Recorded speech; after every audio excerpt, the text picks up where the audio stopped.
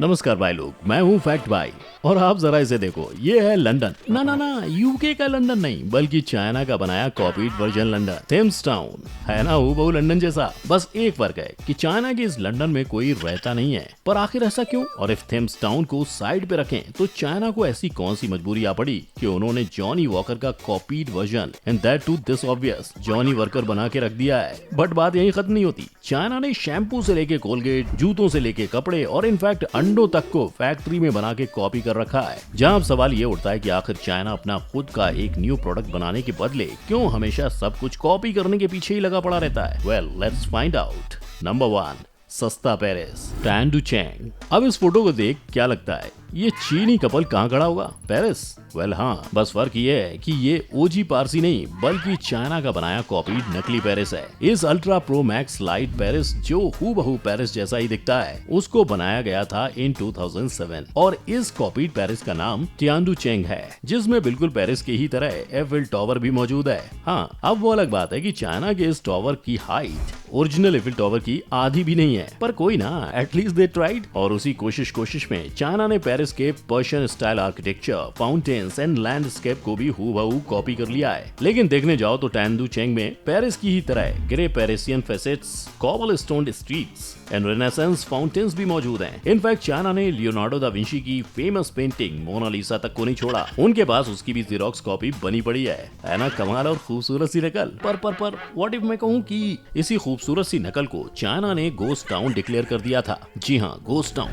उनका ऐसा करने की वजह बस एक थी कि 2007 में इस टाउन को 10,000 लोगों के लिए बनाया गया था, बट 2013 तक भी इस सस्ते पेरिस में सिर्फ 3,000 लोग ही अपना बोरिया बिस्तर लेके आए। मतलब ऑब्वियस प्रोजेक्ट फ्लॉप था, बट वो फ्लॉप पलट के सक्सेस भी बना। और वो सक्सेस बना 2017 में, जब चाइना ने इस सस्ते पेरिस के घर के भाव कम किए और टाउन में थोड़ा बहुत डेवलपमेंट कर इस टाउन को चाइना के शंघाई सिटी से बाय ट्रेन कनेक्ट कर दिया। और तब जाके चाइना का ये सस्ता copied and so called way to obvious Paris Tianducheng success साबित हुआ। Number 2, rip off brands. Disha Patani का नाम सुन सबसे पहले कौन सा ब्रांड आपकी नजरों के सामने आता है? वेल, मैं दावे से कह सकता हूँ ये और ये फोटोज तो अब तक आपकी नजरों के सामने आ ही चुके होंगे। बट एक बात कहूँ, अगर दिशा जी ये फोटो शूट चाइना में करती ना तो उनके वस्त्र पर कैल्विन क्लेन नहीं बल्कि केविन कर्नल लिखा हुआ होता। जी हाँ, चाइना के पास सीके का भी अपना कॉपीड वर्जन है, नेम्ड एज केविन कर्नल। जहाँ कर्नल को सुन मुझे कुछ और नहीं बस कैरामेल पॉपकॉर्न ही याद आ रहा है। पर ठीक है, ये नाम तो फिर भी डाइजेस्टेबल था। उसके अलावा चाइना में कैल्विन क्लेन के कुछ और कॉपीड वर्जन भी मौजूद हैं, जिनके नाम सच कह रहा हूँ काफी ज्यादा इंडाइजेस्टेबल है। अगर सुन लो तो वो नाम है केविन केलाई, कैल्विन क्लेन और कार्लिन क्लेयर। है ना, एक से बढ़कर एक अजीब नाम। पर यू नो व्हाट, शुगर मनाओ कि ये नाम सुनने में कॉपीड एडिडास एंड नाइकी के नामों के जैसे गरीब और ऑब्वियस नहीं थे। जी हाँ, ये कोई कहने की बात थोड़ी ना है कि चाइना ने एडिडास और नाइकी के भी कॉपीड वर्जन बना रखे हैं। एंड डू यू नो उन्हें क्या नाम दिए गए? एडिडास को नाम मिले हैं लाइक एविवास, अडाडिस, डाइडस, एडिडोस, एपकिड्स, एबिडास, ओडिडोस वगैरह वगैरह। और रही बात नाइकी की, तो उसको चाइना में नेक, नायर, काइन, एनकाई एंड हाइक के नाम से भी जाना जाता है। आ गई ना पुतलियां आंखों से बाहर, अब और ज्यादा बाहर आएंगी जब मैं आपको दिखाऊंगा कि कैसे चाइना ने प्यूमा का कॉपीड वर्जन पांडा बना रखा है, जहां मुझे इस लोगों को देख के भागने का मन कम और हंसने का मन ज्यादा किए जा रहा है। और चाइना के इन आईफोन शूज के विषय पर आप कुछ कमेंट करना चाहेंगे? नंबर 3, दारू बदनाम। क्या आप जानते थे कि चाइना में बिक रही 30% से भी ज्यादा दारू नकली और कॉपीड वर्जन होता है? जी हाँ, और आपको सुन के धक्का लगने वाला है एक्चुअली देख के कि चाइना वालों ने बनाया है अपना ही एक अलग वर्जन, जॉनी वर्कर। मेरा मतलब है जॉनी वॉकर ने तो अपने बुरे से बुरे सपने में भी नहीं सोचा होगा कि एक दिन चाइना वाले उसका भी हमशक्ल बना देगा और उसे ऐसा भी कोई नाम देगा। बट यू नो व्हाट, नाम तक तो बात फिर भी ठीक थी, पर भला ये क्या हरकत हुई? आई मीन रेड लेवल का स्पेलिंग तो गलत होके रेड लेबल तो लिखा ही है, पर उसके नीचे जो चाइना ने ये डिस्टिल्ड, ब्लेंडेड और ओल्डेड इन यंताई तियांची लिखा हुआ है, वहाँ मेरा सवाल ये है कि आखिर ये है कहाँ पे? क्योंकि गूगल तो ऐसी कोई जगह जानता ही नहीं है, और वो जितना जानता है वो तो फुट मसाज पार्लर है। और आपको क्या लगता है, क्या चाइना ने ये एक ही कंपनी की दारू को कॉपी किया होगा? ना ना, उन्होंने जैक डेनियल्स का बना दिया है जोन्स डांस, जो पता नहीं जैक डेनियल्स का कौन सा चाचा मामा का लड़का है। और पूरी दुनिया में कोरोना फैला के उनको कोरोना एक्स्ट्रा का नाम कोरोना रखना भी सही नहीं समझा होगा। तभी उन्होंने उस ब्रांड का कॉपीड वर्जन बना के उसको नाम दिया सेरोना एक्स्ट्रा। जी हाँ, नाम तो काफी हंसने वाले हैं, पर उनको पीने के बाद जो दर्द मिलते हैं वो शायद ही आप सोच सकते हो। इनफैक्ट दारू को पीने से उसमें मौजूद ethylene glycol, ethanol and isopropyl alcohol इतना ज्यादा टॉक्सिक एंड हार्मफुल होते हैं कि उसकी वजह से किसी को भी सीरियस से सीरियस बीमारी एंड एट वर्स्ट केस मौत भी हो सकती है।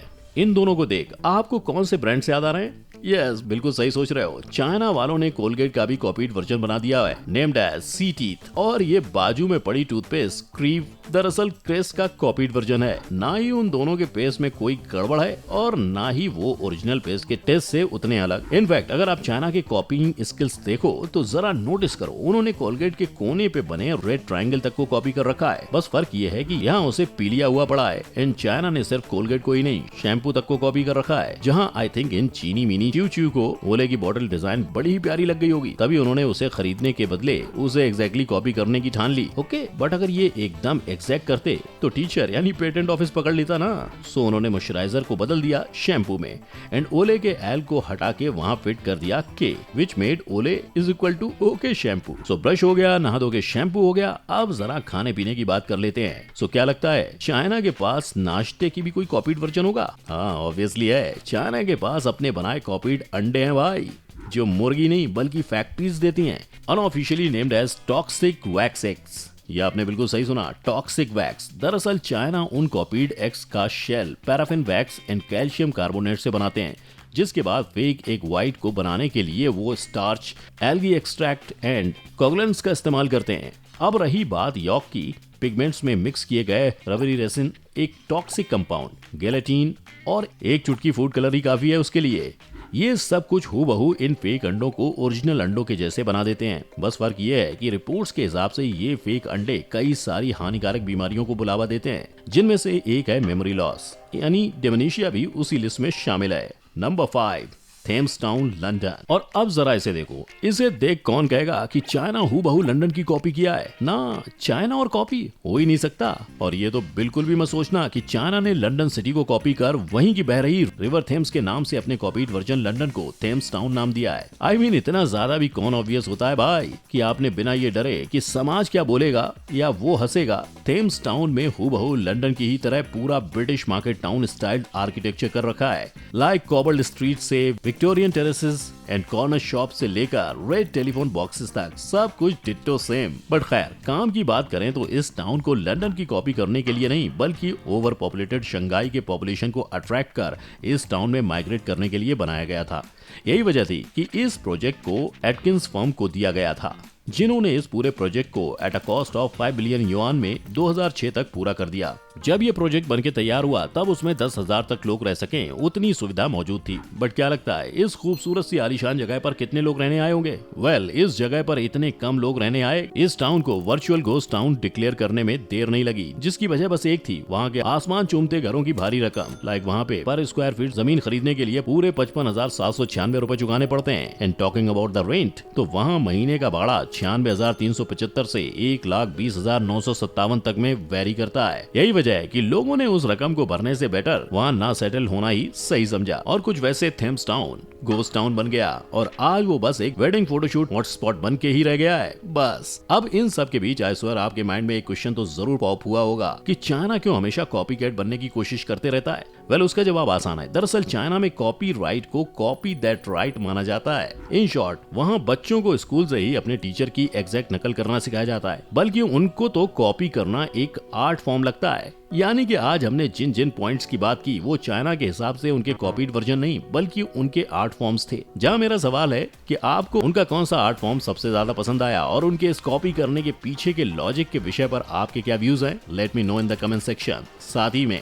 इफ वीडियो पसंद आया हो तो वीडियो को लाइक, शेयर और चैनल को सब्सक्राइब जरूर कर देना। हम मिलेंगे फिर, तब तक के लिए जय हिंद।